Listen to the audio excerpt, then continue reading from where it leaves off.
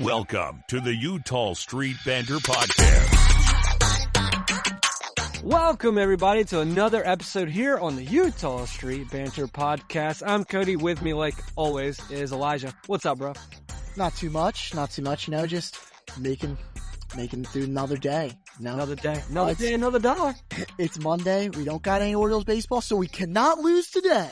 Thank goodness. Obviously, hopefully you're listening to this on Sunday. On Sunday. On Tuesday. Wow. Yeah, we're going back in time. Yeah, or we're taking forever to get this podcast out. So if it's a Sunday and you're listening to this, either you're really late or Cody really dropped the ball. Yeah, or it might be Wednesday you're listening to this because who knows when this goes out. But man, we have a heck of a week coming to us. The Baltimore Orioles obviously are off on Tuesday. We're back off on Monday. Off on Monday. It's Tuesday. I'm way off, man. What a week. Wait, man, I don't know about you, but it's hot here, and I got sunburn, and I'm burning up right now. Yeah, it's definitely not that hot here. I know me and my roommate and a couple other friends, we did do some stuff outside today because it's so nice, but it was still only about 60 and cloudy. So Pennsylvania's still waiting for some of the sunny weather. Still some of the sun. I hear you. Well, are you ready to get into some news? Absolutely. Let's get into some around the world MLB and sports news. Yeah, you couldn't say just the MLB because I do have one of these that's outside just because I was telling Cody just a few seconds ago. I think this is an outrageous situation, and I don't even understand how we've come to this in the sports world, but obviously college football and college sports as a whole has changed a lot with the new revelation of NIL. People want money. And someone that really wants a lot of money for his worth is Nico Iamaleava. And you want to know what he told Tennessee, Cody?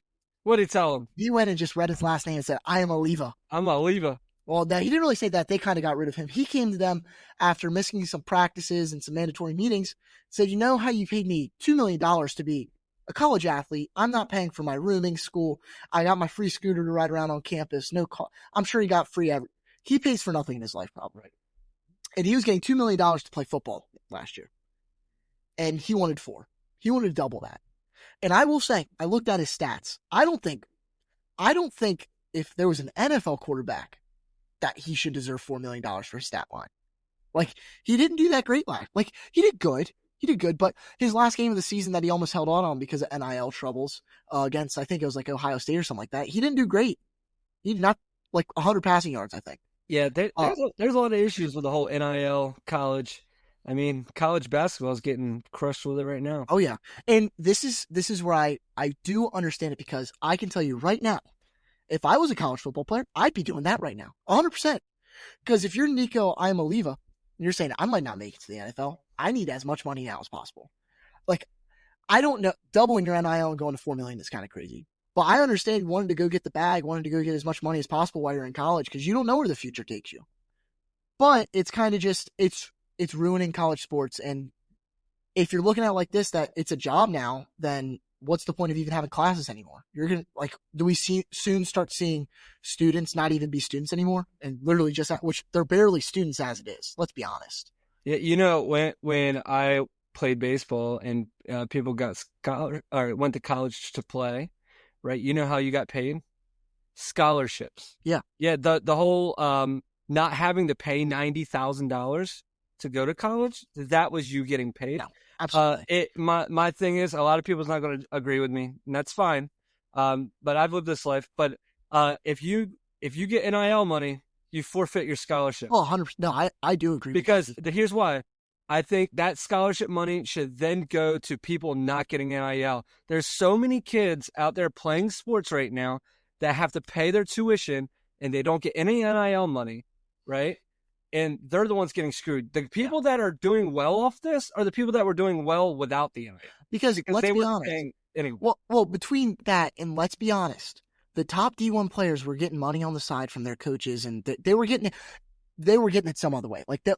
Not as much as there is now with NIL. But I saw some breakdown that currently I think it's Duke's roster right now, is almost worth $10 or $20 million. And that's just ridiculous. And I know, I will say, I'm getting mad. I'll say one more thing is that I go to a D3 school. My football team made it to the quarterfinals of the D3 football national championship. I guarantee you any of them would My quarterback right now in my school, I guarantee if you told him he wouldn't have to pay anything to go to the University of Tennessee and play football, even if he was a redshirt, I bet you he'd take it almost. Yeah. Like, it's just that simple. That's the love of the game isn't there anymore. Yeah. Okay. Now we'll move into baseball, which this isn't good baseball, but it's baseball. So I don't know if you guys really remember or how familiar with when in 2019, tragically, Tyler Skaggs passed away. It was due to a drug overdose, and there was a whole lawsuit between it. Matt Harvey, a former Oriole, was actually involved in it. Eventually was suspended and stuff, but the main culprit, or at least the scapegoat, I'll say, because I'm going to be honest, I feel like there's more people behind this than just the one, is Eric Kay. He was sentenced to 22 years in prison. Well, it just was recently found out, I saw this in an Athletic article, that the Angels are actually funding his legal costs. That after they fired him, they started distancing themselves. But now they've kind of gone back. And when I read the Athletic, it seems like they're doing this because it's going to be closer to a joint trial, because it seems like the Angels are about to have some lawsuits against them for some civil trials for wrongful death. So I'm not exactly well-versed in my law knowledge. I'm here on a sports media degree at my school. I'm not in pre-law, but it's some fishy stuff going on with the Angels. And for how terrible their owner is at being an owner, I feel bad for the Angels fans. I feel bad for Tyler Skaggs' family. It's an unfortunate situation that's just being drug out more and more. I agree. Now, some good news. It was announced today. I actually saw this in my class, when my class, and I got to talk to a Yankees fan right after this. He was hyped. So Aaron Judge is going to be the captain of Team USA for the 2026 World Baseball Classic. I know, as Orioles fans, we hate the Yankees. And I hate the Yankees. I do. I'm not ashamed to admit it.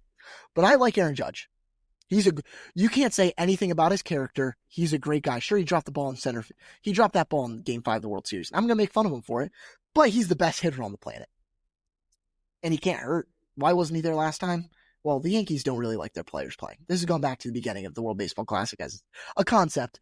But I think this is awesome. I'm hoping we have a lot more players this year play, actually. Because if you look at Japan had their best players playing. Any other country had literally the best that it could get for them. Whereas America, did we have Lance Lynn? Like, no offense to Lance Lynn, but in 2022, Lance Lynn wasn't the best pitcher that we could have had out there. Like, where was Corbin Burns? We could have Garrett Crochet. Is he going to opt out? I don't know. That's besides the point. But the roster got announced. Head coach again is going to be Mark DeRosa, which I am psyched about. I met him in Dallas a couple months ago. He's a great guy. He's a great baseball mind. And then you got the 2023 NL Coach of the Year. Skip Schumacher is going to be the bench coach. He won that with the Marlins when he took them to the playoffs. Andy Pettit is the pitching coach, which everyone knows who Andy Pettit is. Matt Holliday is the hitting coach. That's also another big name. And then you got Freddie Gonzalez, who used to work for the Orioles. David Ross, Cubs manager and catcher. More than just the Cubs, obviously. But then you have Michael Young, Brian McCann. They round out the rest of the staff. And then Dino Ebel and George Lombard are your first and third base coaches. They are current coaches in the league as well. So we got quite a bit of people here, which I think it's going to be an awesome world. I love the World Baseball Classic. I thought it's awesome. Oh, I do too. It really like psychs you up for the MLB season. Yeah. But yeah, Mark DeRosa is one of my favorite baseball minds. And I back you, man. It's going to be great to actually root for Aaron Judge. You know what I mean? Yeah. So, you know, as an Orioles fan, I'm going to root for him, and then, you know, he's going to chase one in the dirt because that's what Orioles do. Oh yeah, obviously. Yeah. But and then another thing that's happening that just came out is that MLB and team owners have been secretly meeting to discuss the salary cap, this idea. And I will tell you this now. The last time the CBA discussed there was a lockout, the season was not delayed. I would put my money on it that by March 31st, there is no baseball in 2026 or 2027. Sorry. Guarantee it. Because the owners are going to want a salary cap, and the players union will not do that. I think we could see a full year without baseball. Honestly, I am genuinely worried about that. Yeah, I agree. And I for selfish reasons, I'm going to be worried about too, because it's Adley's last season in 2027. So could you imagine that we don't even get to see him play for the last season as of now? But I think it's disgusting. The players union, I'll side with the players union more often than not. Most of the time, they're reasonable what they want. I think Tony Clark, the head of it, he's a pretty smart guy, and I think the salary cap is not a good idea. I don't think it is. I know some people do, some people don't. Yeah. Some people complain about the competitive stuff with the Dodgers, but what if instead of putting a salary cap, we have a floor? It's that simple. Every team has to spend so much money. Yeah. Well, that's forcing the Rays and the Orioles and other teams to actually spend. Yeah, no, I think the only problem is it would just move the issues up a little bit. I mean, I think then the ceiling for the big teams will be even higher, and the Orioles and all the Rays and all them would just do exactly the bottom. I think the issue is it's very unbalanced right now. It's the most unbalanced in sports. The other issue is, I mean, my argument is the NFL did it. People like to argue that it didn't work, but you know what? The Cowboys would win every year because they would just keep buying people and keep buying people and keep buying people. A small team like Green Bay Packers wouldn't be able to compete. The Kansas City Chiefs wouldn't be able to compete. The Patriots could. They're a big market. The Jets would win. New York teams, big market teams would be able to get whoever they wanted. I'm going to be honest. The Jets are probably going to be bad in every world. But I don't know. There's issues with a salary cap. There's issues without a salary cap. We need to figure something out. But the players' union only cares about how much players can make, and I mean that's the whole. But when you think about it, you may see the word players in front of it, but at the end of the day, it is still a union. It's the players' union. And I don't see a way that baseball gets paid in 2027 without there being a salary cap and a floor. I don't think the players' union will agree to a cap without there being a floor, though. I do understand. I think that's going to be at least a thing, but I'm not smart enough to even comprehend what they're going to try to do. Because they play their dirty games that the owners do. And the union's going to play dirty too. That's just, it's business. Like, this is the business side of baseball. The issue I have is they should be working now. Oh, Well, that would be what common sense says is maybe since the last one, they didn't end on great terms on the last one, so they should be consistently working on it now. But that'd be too easy. And then moving on, we got a little bit of Orioles stuff before I get to my trivia. And it's Kobe Mayo is on a 9-plate appearance base streak going into Monday. And I think that's kind of cool. Yeah, it's great. He's crushing it. It's great. I just wish he could get a hit in the majors. Yeah. Not go like 2 for 40 or whatever you want. Yeah, it's a place for the Marlins, and and does amazing. Yeah, he's an all-star. Make magic happen with Emily at Blue Crab Travel, your Disney vacation expert. Ready to experience the wonder of Disney? Let her help you plan the ultimate Disney getaway. Whether you're heading to Disneyland, Walt Disney World, or a Disney cruise, she has you covered. Emily can take care of custom Disney itineraries, tailored to your family's needs and preferences. She also can help find you exclusive discounts on Disney hotels, tickets, and packages. Imagine a stress-free vacation with hassle-free booking for accommodations, dining reservations, and fast passes. From character meet and greets to thrilling rides, Emily will make sure every moment is unforgettable. Email Emily Jones today at emilyjones@bluecrabtravel.com to start planning your dream Disney vacation. All right. Okay. It's the best part of the day. It's Elijah's trivia. And I told Cody that I've got a great one. I've got a whole Google Doc full of different random names and stuff. So okay. I said, it's World Baseball Classic. I had the stuff about it. I'm like, I want to dig deep on World Baseball Classic. So obviously, let's be honest. Everyone knows Adam Jones was a member of Team USA, right? That was pretty simple. He made that great catch bits, Manny. Cedric Mullins was in it. He actually, I think, had like double or triple or something like that. He didn't do bad in it this past year. So you can include those two in the numbers, but how many Orioles have played for Team USA since the World Baseball Classic started in 2006? I won't even make you do the names. Just start with a number. 3. No. More? So it's 5. Dang it. So 5 counting Cedric Mullins and Adam Jones. Do you have any clue who the other 3 are? Has to be pitcher, right? I mean, 2 of them are pitchers. One's a position player. Can you give me the position? The position. Well, he was in the booth on Sunday, broadcasting. Brian Roberts? Yes, he was in it in 2009, and then there was a pitcher with him in 2009 and someone in 2017.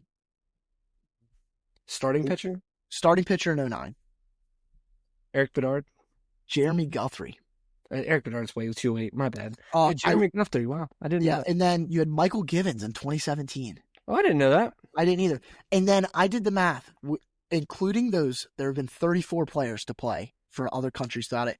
Eric Bedard played for Team Canada in 2006, I will say. Wow. So yeah, there's a lot of interesting names. I did like a complete deep dive. A lot of minor league players, I will say, but like Jonathan Scope played with his brother. What was his brother's name? It was something weird. Charlton Scope. They both played for the Netherlands. We've had some Team Israel support with Kelly. Richard Dwyer, Dean Kramer. Mm-hmm. Let's see who else has played. There's been a couple other guys, a lot of Australians, a couple of Mexicans, Venezuelans, like Javi Lopez was Puerto Rico. Mora, Venezuela. A guy that I used to, when I used to work at the Shorebirds and got to know, Ty Kelly. He played for team. I forget what team he played on, but that was pretty cool to see him play. Yeah. So it's definitely. I don't know if you realize this, but in 2017 we actually had someone play for Team China. Really? Yeah, Zhu Gaiyan. I'm definitely pronouncing that wrong, but the one that I do like that we had play is Eugene. Was it Eugene Kingsale, who played in 2006. Last played an MLB game in 2003. He actually played for the Orioles from 1996 to 2000. Totaled about like 40 games and did very bad. He has a negative .8 career WAR. But and then, did you know that Seth Lugo played for Team Puerto Rico? No, I didn't. Yeah. And then I want you to, I'm going to throw out a name. Tell me what team they played for. Ashley Scott. This is a guy. Ashley Scott. Ashley Scott, he clearly played for Team Australia. Team South Africa. That's close. Yeah. Played for Team South Africa while attending Tacoma Community College. Oh, wow. Okay. Yeah. So I did like a deep dive today, just like me wanting to read through a whole bunch of stuff on different Wikipedia pages and found some interesting stuff. Yeah. All right. Here's my trivia real quick. All right. What MLB player has broken up? I hope you didn't hear this one. I know which. Yeah, I have heard this one. I will say, I know what he's about to say, and I guessed it before the answer was revealed in the video. I saw this. All right. So if you haven't heard this, what MLB player has broken up 81 no-hitters with 81 home runs? And this is pretty crazy because I didn't know this guy did this, you know? And the only reason I got this right is because I knew he did. And if you think about it, well, how do you break up a no-hitter with a home run? You could also reword it differently. He broke up 81 perfect games with a home run, and it's Ricky Henderson, the great late Ricky Henderson, because he had 81 leadoff home runs. And that's the way I got it. It's because I knew he had 81 leadoff home runs. Yeah, and who's second to him? Second is George Springer. God sakes. Yeah. God. I will say I know a lot about that because I believe third is like, I don't remember who third is. I think it might be like Alfonso Soriano or something like that. Man. But I did a deep dive on people like leadoff home run leaders because Gunnar Henderson last year at like 6 of them. And I was like, I wonder if he keeps his pace up for like a few years where he could get. So I think realistically, if Gunnar stays a leadoff hitter for like 10, 12 years, I think he could get to second place. I don't know if he could ever catch Ricky, which no one could catch Ricky. Ricky was Ricky, but yeah. I mean, not literally nobody could catch Ricky. Yeah. All right. Well, let's dive into our weekly segment of the box scores. Yeah. If you don't want to hear this, you can skip forward about 8 minutes. Okay. So here's the box scores from last week up until Sunday. All right. We're going to dive into April 8th. The Orioles played the Diamondbacks and we lose. We lose 4-3. Why did we lose, Cody? Oh, Charlie Morton was on the mound. He goes 5 innings, gives up 4 runs. Guess what, everybody? That's the best game he's had all year. 5 walks, 4 strikeouts, 1 home run. Just not good enough. Merle Kelly pitches for the Diamondbacks. He does well. I mean, goes 6 innings, 4 strikeouts, 2 walks, 2 earned. The Orioles get out of the game with only 4 hits, 3 runs, 1 error. It just wasn't pretty. We didn't do hardly anything. It was a boring game to watch. Well, not really, actually. At first, the Orioles, I thought we were going to do great because we scored 2 in the first inning. And then in the bottom of the first, Charlie Morton goes ahead and like pretty much walks the bases loaded. Yeah, I will say, we were both watching this game separately, and when it happened, I was texting him, making sure he was watching it, and I did say that I believe I could go out there and give up less walks than Charlie Morton, because I watched him throw 8 straight balls. It was terrible. It was so terrible. It was like one of those things where you're like, oh, dude, we got a chance tonight, and then you're like, oh, God, it's Charlie Morton pitching. Maybe he'll have I'm being fully honest. If Charlie Morton knew where the ball was going, he would be good, because his curveball is great. Yeah, it's either literally letters high for a home run or in the dirt. Yeah, I'm sure you said it. I think it was you, but it's one of those things where it's almost like it's a young pitcher. You know what I mean? Like a young pitcher that's coming up, and they're throwing hard. They got good movement, but they're just not accurate. But that's how he's pitching right now. It's so. Moving on to the next game.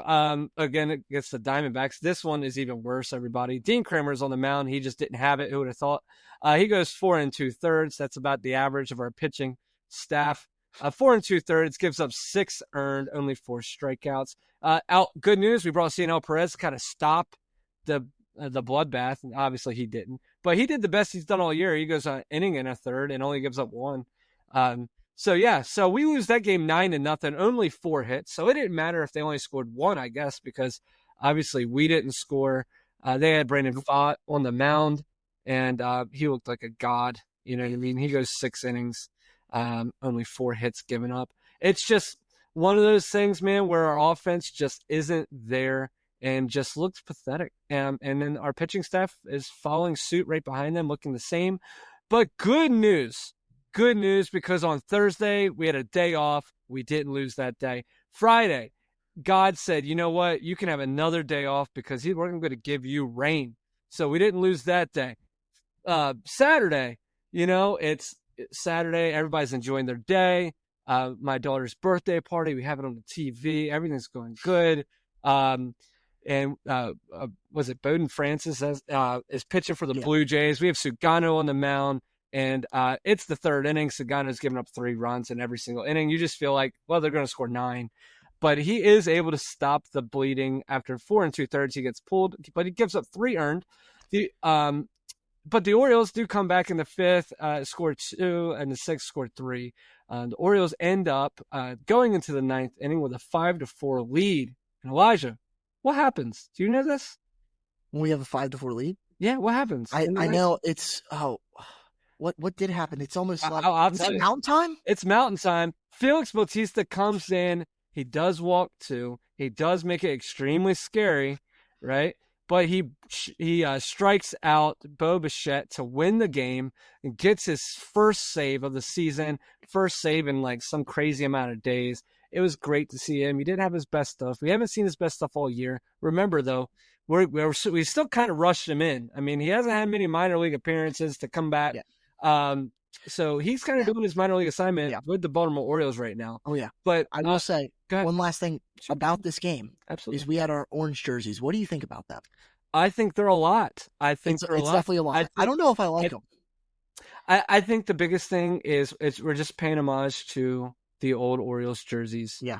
It's like they did know how to win back then, so maybe that'll help. Yeah, maybe. Hey, we won, so I think we should wear them. We won. We lose. We won that game. Yes. Moving on to Sunday. Saturday I felt like we weren't going to win the whole time, right? And we end up pulling it off. Sunday, if you watch this game, you thought we were going to win the whole game. I mean, I just felt like we dominated. We did well. Cade Povich comes in, pitches 4 2/3. Should have pitched 5 or 6. Robinson Chirinos, who was the acting manager at the time, because Brandon Hyde rightfully got thrown out because the umpire was terrible to Jordan Westburg. Jordan Westburg got rung up twice on 2 balls. I was yelling at my phone for Jordan Westburg. Yeah. But Robinson Chirinos must have taken the same like crash course on managing that Brandon Hyde did, because they just don't know how to let a pitcher throw 5 innings. Yeah, I mean, I don't know what's going on, because it was one of those things where, I mean, we went through 7 pitchers, right? And if your pitcher can't even get you through half the game, we're screwed. Well, it's not even between that. It's the fact that we bring Brian Baker in to get the last out in the 5th inning, and that's all he throws. Yeah, I agree. He's been our best reliever of the year. He's done, I think it's 7 in the 3rd. Yeah, he's done 7 in the 3rd inning, giving up 1 run, 1 earned run. Why don't we just ride him out? Like, give him another inning. Yeah, and then, I mean, obviously Gregory Soto comes in, he blows it. He's been good this year. I'm not saying that. This is his first stumble. Yeah, so he goes 2/3 of an inning, gives up 3 runs. Yeah. That's what loses the game. And Cano cannot stop runs from scoring at third. If they're at third and he comes in with less than 2 outs, they are scoring. So he can't come in, like, he is great if he starts an inning, but he cannot come in during an inning. Cannot come in during the middle of an inning. No. So Mountcastle has his first home run on this game. If you watch the game, he hits a home run over the left field wall, which isn't a home run in any other MLB stadium. There's a unicorn one. Yeah, so he's loving that new wall out there. O'Neill had his second home run. Obviously, like I said, we lose this game. And it was just one of those things where it was just like the Orioles found a way to lose. You know what I mean? And this is where I'm annoyed. Okay? Because I know we're going to get into it more, but I just don't trust this team. Man, I'm annoyed. Yeah. Okay. Now, what annoys me too is the fact that we couldn't score with the runner on second in the bottom of the 10th. I don't understand how a major league team doesn't get. I don't understand a lot of things about this team, but how do we just not genuinely? You hit a grab. They teach that in Little League. Yeah. Moving a runner over from second base and then putting the ball in play to get him to score. That's a simple thing used to coach a travel ball team. I guarantee you win over plays like that and what you're supposed to do in that scenario. Like, this is a major rule in baseball. How do you not know? I understand if you need to score more than one run. I get that because your goal isn't to move that runner over. But it's so frustrating. Then you have Jeff Hoffman blowing a kiss to the dugout, which that makes me angry because he didn't do it when he first struck him out. He waited till he was back with his dugout with his whole team to protect him and then did it. Yeah, I mean, we'll see how it is, when, he gets hurt and, we don't have to pay. Yeah, when the Blue Jays are $40 million in the trash. All right. You weren't the only team that did that. Yeah. The Braves didn't want him either. We got 3 debates today that we want to talk about. The first debate that... when we say debate, we're probably going to agree on most things. Yeah. It's just a question we're going to bring up and discuss. Hey, Elijah, you know what we should do? We should banter about these questions. We should banter? Oh! Should we do it like on Eutaw Street? Oh, yeah. No, that costs too much. No, so the first question is, like I said, you can put your comments below, or you can send us an email. Let us know, EutawStreetBanter at gmail.com. Do you trust the Baltimore Orioles bullpen? What do you think, Elijah? A hesitant yes is what I'll give it. I trust most of our bullpen in most situations. Felix Bautista's still not healthy, so you kind of give him the benefit of the doubt, but he didn't look bad. He's had really one bad outing so far. I'll give it to him. Keegan Aiken has looked rough, but he's been the workhorse. He's pitched a lot of innings. Brian Baker's amazing. Brian Baker for president. He can be our Cy Young right now. I don't care. He is huge. Sir Anthony Dominguez is doing great. Still hasn't given up a run. Soto, I don't know what it is about Gregory Soto, but even when he's doing good, I don't trust him. Like, I don't feel good when he's pitching. And that's nothing against him. I just don't. Obviously, he did bad, but whatever. Matt Bowman, I don't trust at all. I don't know why. I just don't. It's just, I think he's the one guy in their bullpen that there's something I'm not going to rest easy if he's pitching. Like, I saw we brought him in like the 9th or the 10th inning, whatever it was for this past game. I was like, why are we bringing him in right now? I understand it's because we use pretty much every single reliever in our bullpen. Cano, I trust, like I said, just as long as it's the beginning of an inning. CNL Perez should be off this team. He's honestly hurting our bullpen so much right now. And I love CNL Perez, but we have enough pitchers in the minor leagues that we could replace him. I think he's out of options, so we would have to DFA him. But with his performance right now, I don't even know if someone would claim him. Yeah. Yeah. All right. So, all right. So the statistician would say that we have a great bullpen and that you should trust them. Correct? Like they look, statistic wise, they look great. Here's my issue. I watch the games and I just don't trust them at all. That has nothing to do with stats. That's how I am with some of them. Yeah. You know what I mean? Like that's my issue. Like, I'm just like, how are we going to blow it? How are we going to blow it? And obviously, you know why I think our bullpen's doing so well? The game's blown before they even get in there. So, I mean, it does help when they're down by 3 runs to start. So it's like, if I give up one more run, what's really the hurt? I mean, what's crazy is how much you're getting used. Keegan Aiken has pitched 8 innings already. That doesn't feel like a lot. All right, let's think about this. Charlie Morton's pitched in 3. He started 3 games. He's pitched 13 innings, right? So you got a guy that's relieving, pitching 1 or 2 innings a game. And you got Charlie Morton, who is starting games, hopefully going 6 innings a game, and he's not. Very annoying.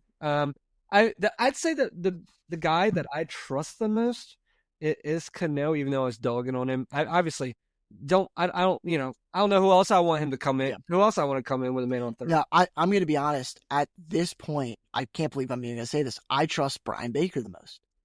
If you had told me that I was going to say that at any point last season, I would have slapped myself in the face because I have not liked Brian Baker, but he looks so good this year.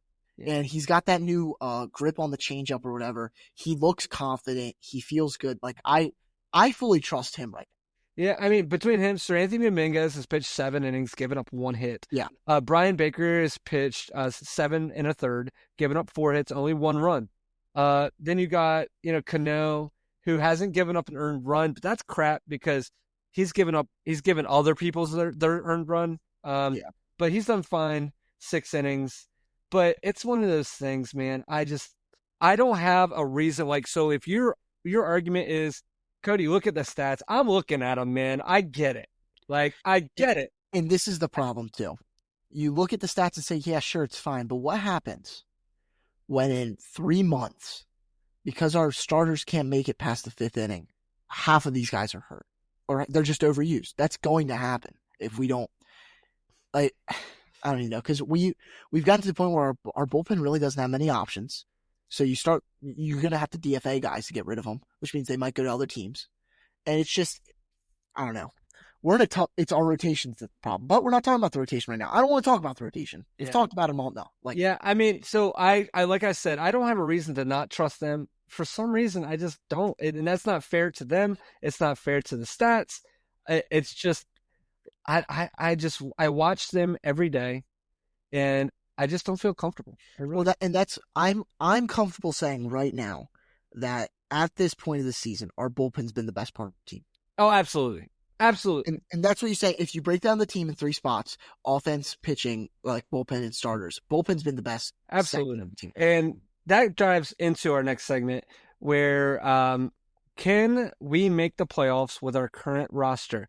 And Elijah had a good point. Elijah made this question. And he's like, that's including hopefully we get some people back. No. I meant that's saying like as it is today with Kittredge isn't back till July. Grayson's not back till who knows when. Bradish isn't back till July. Like, I mean, Eflin's still on the 15-day IL. Like, if we make no external changes, if the only changes are you got Kobe Mayo, you got Brandon Young and Thad Ward and a couple other people. Mm-hmm.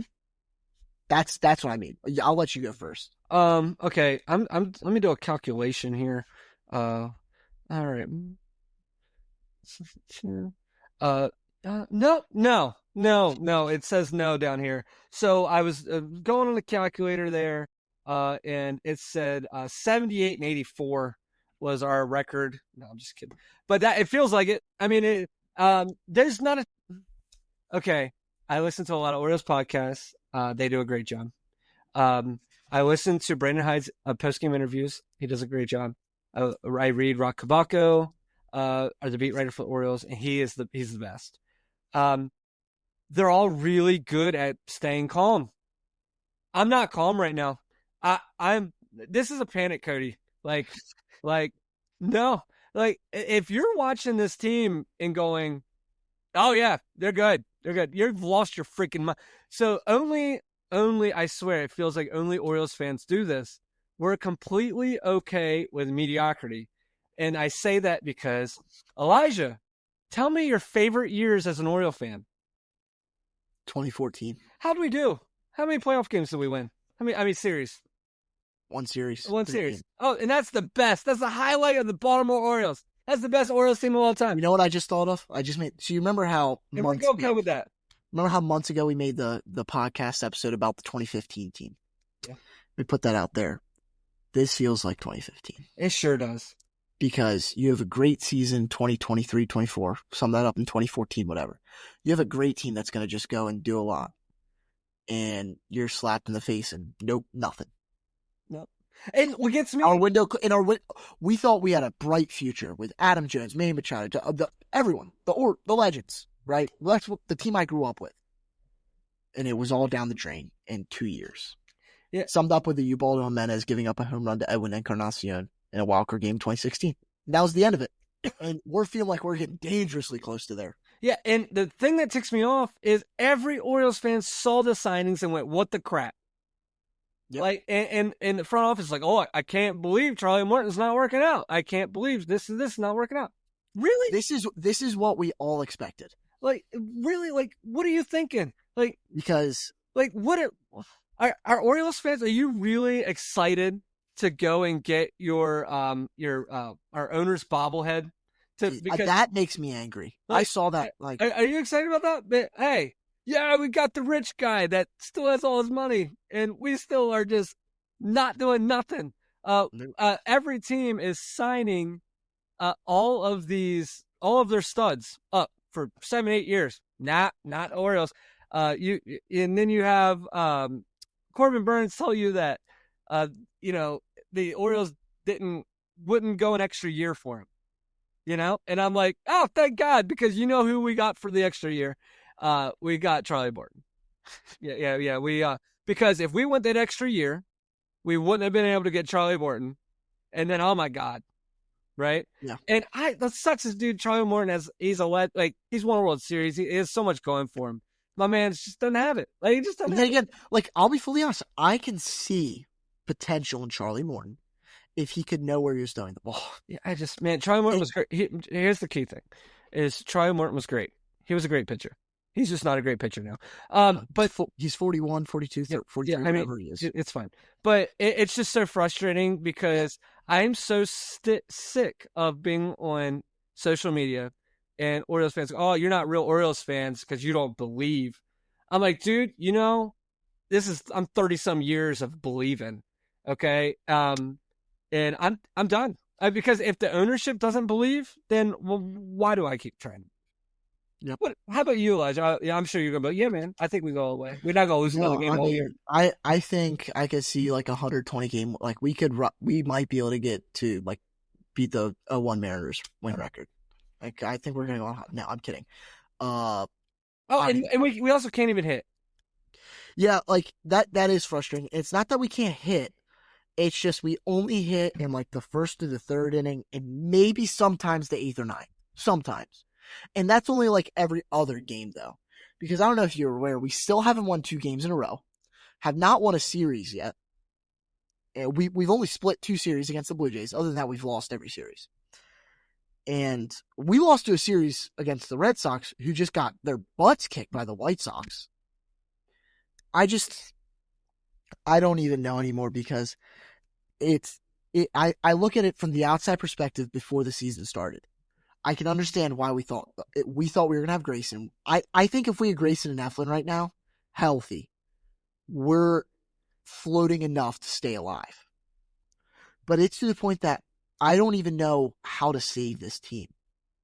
Because I saw quotes from Jordan Westbrook from the day, is that when you get to this point and you're losing a lot, you're trying to stay to that identity that you built in spring training, that you worked so hard to get to and to understand, to get everyone on the same page. And my only thing that I thought of is it's not working, so why can't we just change it? The identity is not working. It's not. I don't know what's going on. Right. I don't know. I'm getting to the point where I don't even know if it's Brandon Hyde's fault, but we might need to fire him. Yeah. And I know there's going to be people that come after me for saying that. Well, something needs to change drastically. Yeah, the only problem with that is I think if Brandon Hyde gets fired, then Chirinos is the coach or Buck Britton's going to get brought in for the rest of the remainder, and nothing's going to change. Right? Nothing. I think the only thing that's going to happen is like a scare tactic for the rest of the team. Yeah. But I don't think it's, I think it's they're so heavily involved in metrics and stats that's how this whole team is run. Yeah. And that's not him. That's the office beside him telling him what he's going to do. No, I think I would love for us to be done with Elias and Co. because they have done an amazing job at getting us past the rebuild and with studs. But we're to the point where we can't there's no rebuild anymore. You can't tear down what you got now. You got it. You get to the point where you were in the valley, you've climbed up the mountain, and you're not quite at the summit yet. You just need to keep pushing. But now we're just sliding right back down. Yeah, I don't know. like I know you jumped into the Orioles management and their reliability. So I'm at the point. I'm not done with Elias. I don't think so. I still want to give him a chance. I want to give the ownership a chance to save this. I don't know how they save this, but I also have to put a little bit on the players. I mean, I need Cedric Mullins to not be the best hitter on my team. No. Cedric Mullins can be the best hitter on the team. No, because I will Hunter say, Henderson needs to be the best hitter on the team. No. What I'm trying to say, Jackson Holliday needs to be the best. I understand they need to be the best hitter, but if Cedric Mullins keeps on doing what he did, he's doing just as good as what Gunnar Henderson did last year. Yeah. So if we have Gunnar Henderson and Cedric Mullins having the same production, I'm fine with that. It's just you can't have Cedric Mullins up here and then the rest of everything. Yeah, I mean, and then when Cedric Mullins is playing for somebody else next year because we won't give him 4 years, that's going to be that. I guarantee you, Cedric Mullins would come back on a 2-year deal. I'm not even kidding. I guarantee you he would. I don't know. I say if we keep it up, we trade him at trade deadline. I said that at the beginning of the year. Yeah. I think that I don't understand. I would love to know the thought process of everything. But you know how I know Orioles fans are fed up? Next time home game, turn it on. Look at the stands. There's no one. I love it. I think it's how it should be. Don't go if we're not going to do anything. Why do you raise the ticket prices and expect more people to come if you're not going to put good product on the field? You can't. Look at the White Sox. Last year, they were awful. They were selling month pass you could go to 12 games in a month for $10. That's what you do when you're bad. It's just frustrating. I mean, can we go on a 10-game run? I don't know. I would say yes if we had a decent starting pitcher. I'd say could we go on a 10-game run? Our offense could give us the quality offensive support to do that. But can our pitching, our starting staff, contain that? I don't know if they can. I don't even know if we could get above 500 before we get Grayson back. I don't know if that's possible. Because I don't see us getting a 10-game stretch where we can go 7-3 or 8-2. Yeah, I really don't. Yeah, I mean, I know. Like I said, the only thing I can think of is I think Sagano can get better. He had a rough game. He had the worst game of his career last year. I mean, last game. But I think he can give you quality pitching. We know Dean Kramer can give you a quality start. We know that. Well, we hope that Gibson can get here and give us a quality start. Yes, right. I want Morton gone though. But Morton's not going to give you. But the problem is, Elijah. You know what we haven't seen yet? Who's that guy? Every year we have that guy, right? That guy that comes out of nowhere. Maybe that guy's going to be Brian Baker. I don't know. I mean, you'll say last year was Albert Suarez. The year before it was Yennier Cano and Batista. But I think that guy might be Baker. That's the only one that I can see being remotely close to that guy.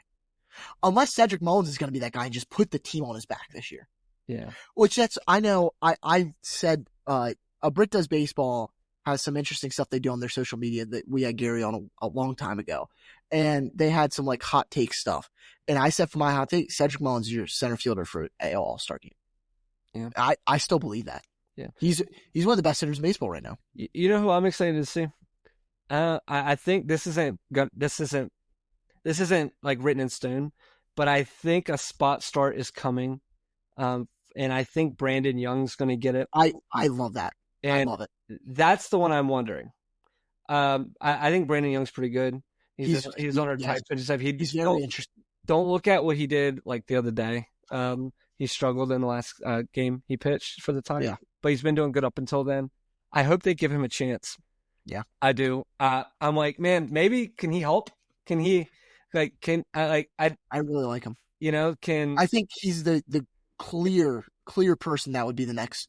Yeah. If anyone's going to come make a start, it's going to be him. Can he be the Suarez? That's my question. I would love it. I've been rooting for him for a while. He's been good. I'm nervous about this, dude. Yeah. I mean, every time though, man, I'm watching a game like Sunday, and I'm like, okay, we're here. We're back.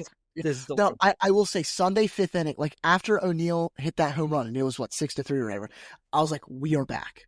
Yeah, because we just had we came back on Saturday. Sunday we came out early, put up a bunch of runs. The starting pitching did okay. Yeah, Povich was fine. Our bullpen was locked down up to the point, and then we blew it. And Soto can have his blow up game every once in a while if it's the 9-0 loss to Brandon Pfaadt. in the Mariners or not the Mariners. Sorry, the D-backs. But you can't do that when we're winning, and we need a win. All right. So to wrap up, as if you're still with us and you're not depressed, I want to do one more thing. So this is the series we have going. We're going to find out where our team is by April 28th. Starting April 15th, we play the Guardians. We have a 3-game series against the Guardians. We then play the Reds, who is bad offense. We have a 3-game series against the Reds. Then we have a 3-game series against the Nationals, 3-game series against the Tigers. One thing to remember, the Guardians and the Tigers are not the Guardians of the Tigers that they were last year at the end of the season. They're beatable. So then we have the Yankees on the 28th. So what I'm saying, okay, we've had a tough schedule. We have had a tough schedule. We've had legitimate playoff contenders for every series. So, World Series contenders for some of them. Right. So we're going to find out if we can go, let's see, we have 3, 6, 9, 12 games. We can go 9-12. Okay. But if we go anything less than that, if we can win 9 out of 12, that's what I meant. If we can win 9 out of 12 games. If we get 9-3, that'd be nice. Yeah. I honestly, if we can just make it above, I think if we can crawl back to 500, which we're 3 games back, 4 games back, or whatever we are right now. I think if we can at least just get above 500. Yeah, I mean, do it. I know. I just look at the schedule, and you got to beat teams that you're better than. We're 6-9 right now. The good news is everybody in the AL East sucks right now. The Yankees are 9-7. We're 2.5 back. We're a 5-game hot streak away from taking first place in the AL East. Oh, yeah, easily. But the biggest thing I'm noticing, man, is I look at fantasy baseball. And that's how I determine how good I am is my runs scored. The Yankees have scored 99 runs, and which is a lot. They're one of the best in baseball. The Orioles have scored 66. So we're going to have to figure that out. Our runs against are better than the Yankees. If you want to, the Yankees have let up, have let up 78 runs, and we've let up 70. Yeah, I mean, if it makes you feel better, we have the second worst starter ERA. The Yankees were. I think we're 5.38 and they're 5.4. What's the difference, Elijah? Billions. Billions, obviously. No, I'm going to be honest. The difference is Marcus Stroman. Yeah, for real. We have Charlie Morton. They have Marcus Stroman. Both used. Well, at least Marcus Stroman did just get put on the IL, so they don't have to deal with him anymore. Yeah. Can we phantom IL Charlie Morton? Yeah, we'll see. We'll just run a 3-man rotation out there. Right. We'll do college baseball. That's what they do. But, I mean, like I said, before you freak out and say we're not real Orioles fans, I'm such a real Orioles fan that I get so frustrated. I'm just so worried. Are you not worried? If you're listening, are you not worried that we're falling back to what we used to be? Not from a long time ago either. 4 years ago. No. I think the only people that aren't worried just started watching Orioles baseball 2022, 23. I just don't understand. The guys that get me are the ones that want to dog on Orioles fans. I don't go online and discuss anything. Yeah. But I see people that are frustrated. And there's some people that just can't understand their frustration. What type of positive outcome have you seen over the years that would give you an amazing thought? Nothing. No. I'm just the opposite. I'm oh man. Okay. So before we jump off, okay, the biggest thing is I love the people on our team. Just like I love the people from the old world. You know what I mean? I believe in mainly my whole lineup, right? I want to believe, at least. I don't believe in hardly any of our pitching. Elijah, do you believe in Adley Rutschman? Absolutely. Ryan Mountcastle? Yep. Okay, Holiday, Westberg. Right? Yeah. Gunnar Henderson, obviously. Yeah. Cowser, O'Neill, Kershed. Cedric Mullins, Tyler O'Neill. Obviously, we believe in these guys, right? Yeah. The issue isn't that I don't believe in these guys. The issue is I don't think if we can fill that circle. Can we get a full? JD Martinez, you are on the free agent market, and you could be a great DH for us. But that it would no, I guarantee you want to know why that wouldn't happen, because the Orioles would get him with like, well, analytically speaking, you're like 40, so that means your OPS is sought to decrease by 2.3% from the season 4 years ago, which means that you're going to be this much below league average, which means you're only worth this much money. Which if he was a starting not worth what you are. If he was a starting pitcher, he would have been. He'd be on our team already. Absolutely. So, absolutely. JD Martinez, do you want to pitch? Do you want to play baseball still? Get in the bullpen wherever you're living right now. Get some tosses in. If you can get that ball, if you can throw 91 will take you. Gosh, that's where we love our fastballs. All right, guys, remember, if you want to get in on the discussion or let us know what you want us to talk about, you can always email us at Eutaw Street Banter at EutawStreetBanter@gmail.com. We are also on Facebook. We're on Twitter or X, whatever you call it. We're on all those sites, TikTok. But yeah, please follow us on all our socials. That way you can kind of keep up with us. We put some fun clips on throughout the week also. Please make sure you like, subscribe to us on YouTube also if you want to see our face. And if you don't want to see our face, or if you just want to listen in the car, we're on Apple Podcasts and Spotify. So we can't wait to see you next week. We truly hope that we have amazing news to talk about. I promise, me and Elijah want to be positive. Our goal is to be positive. This whole podcast was us trying to be positive. We tried our best. No, if we're being honest, we started this podcast a little over, a year and a few months ago. And we were coming off, obviously, bad playoffs. But still, we were the best we've felt as Orioles fans in years. And I felt like we've just been slowly going downhill ever since. Yeah, since about July last year. Yeah, I just feel like the people that don't see this are the people that don't watch Orioles games. But we're done. Thank you so much for listening. Appreciate all of you guys, and we'll see you next week. Thank you guys. See ya.